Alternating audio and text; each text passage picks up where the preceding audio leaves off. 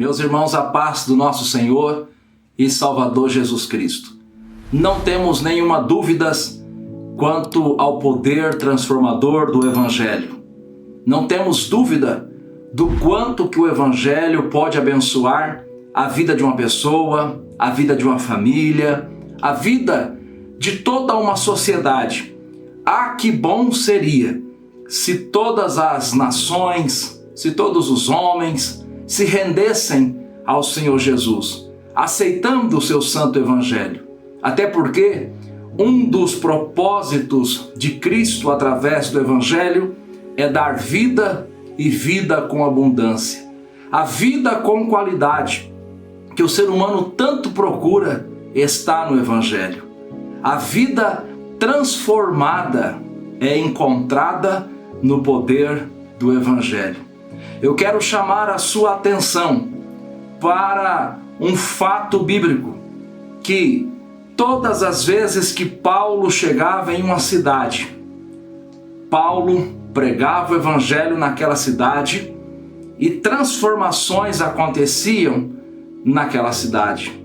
Eu chamo a sua atenção, por exemplo, para o capítulo de número 19 do livro de Atos dos Apóstolos, quando o apóstolo São Paulo chegou na cidade de Éfeso, uma importante cidade, uma grande cidade, aliás, a principal cidade romana na Ásia. Paulo chegou naquela cidade e ali, por um espaço de 2 anos, Paulo pregou a palavra do Senhor nosso Deus naquela cidade. E a fé vem pelo ouvir, o ouvir a palavra de Deus. Muitas vidas foram alcançadas pela pregação de Paulo. Muitas vidas foram abençoadas pela mensagem de Paulo. De maneira que muitas pessoas começaram a se converter, a aceitar a Cristo, a mudar de vida. E está escrito que muitas destas pessoas, ao aceitarem a Jesus Cristo, começaram a abandonar a idolatria. Está registrado no capítulo 19 de Atos, versículo 18 e também 19, que aquele povo começou agora a trazer para serem queimados os livros, os ídolos, aquilo que eles tinham como uma prática religiosa, pagã, profana, aquilo que levava eles para a magia, para a feitiçaria, abandonaram tudo e começaram a botar fogo. Acontece que a cidade de Éfeso era um centro religioso. Naquela cidade estava um templo a uma deusa pagã chamada Diana. E os líderes religiosos daquele templo pagão começaram a perceber que eles estavam tendo prejuízo financeiro e também perda de poder. Você sabe, a religião exerce muito poder sobre as populações. Eu estive visitando uma pequena cidade em Portugal e eu pude ver o que é o poder da religião naquela cidade. Uma cidade muito pequena entre as montanhas em Portugal, mas que para ali fluem milhares e milhares de pessoas todos os anos, enriquecendo aquela cidade, enriquecendo os comerciantes daquela cidade, enriquecendo o país, porque no meio do movimento religioso tem a compra, a venda, e em meio à compra e à venda tem os impostos. Então, veja, querido amigo, querido irmão, o que acontece quando a verdade chega, quando a palavra do Senhor Jesus Cristo chega. Está escrito em João 8,32, e conhecereis a verdade, e a verdade vos libertará.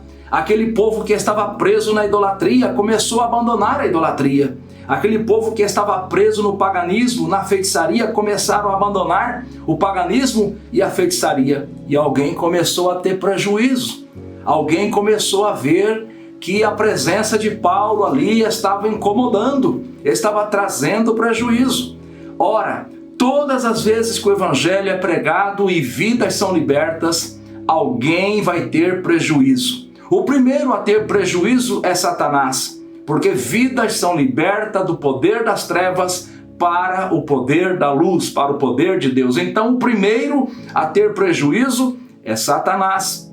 Mas aqueles que são servos de Satanás também têm prejuízo. Imagine você, vamos fazer aqui uma suposição.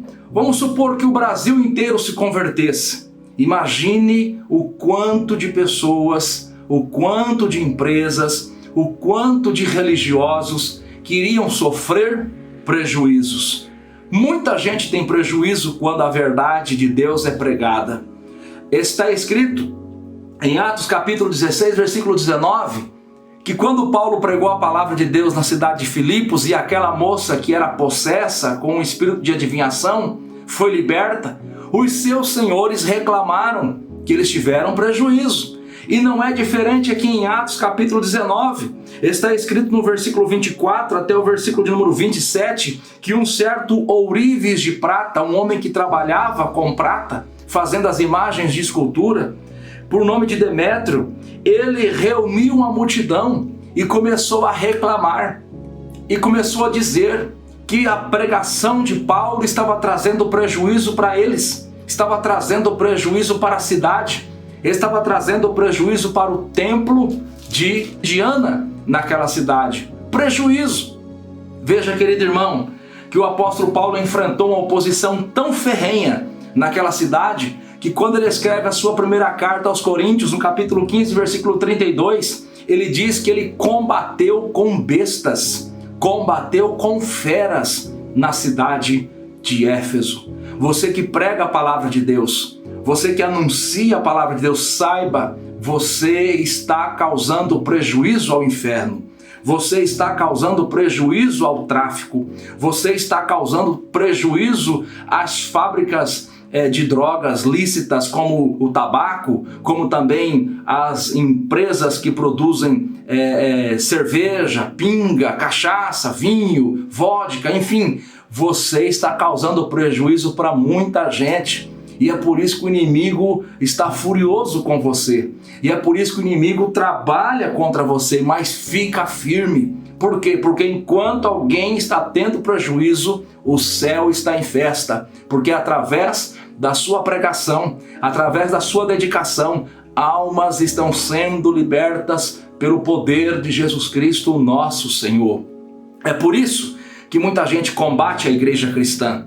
É por isso que muita gente combate a igreja verdadeira, que prega a palavra.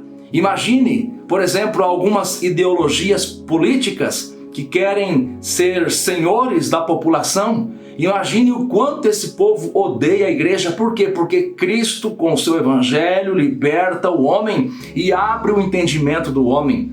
Cristo, com o seu evangelho, dá sabedoria, dá prudência, dá inteligência ao homem. E agora o homem já não é mais um escravo da mentira. E agora o homem já não é mais cativo, ele é liberto. Ele tem em si a presença do Espírito Santo que lhe ensina todas as coisas. É por isso que esse povo tem raiva da igreja. Porque a igreja, quando ela chega com a verdade. Ela prega a verdade e ela provoca prejuízos ao inferno e prejuízo para aqueles que são os servos de Satanás. Continue pregando a palavra de Deus, não desista. Continue falando que Jesus salva, liberta, cura, batiza com o Espírito Santo, leva para o céu. Deus abençoe a sua vida e a sua família, em nome de Jesus Cristo.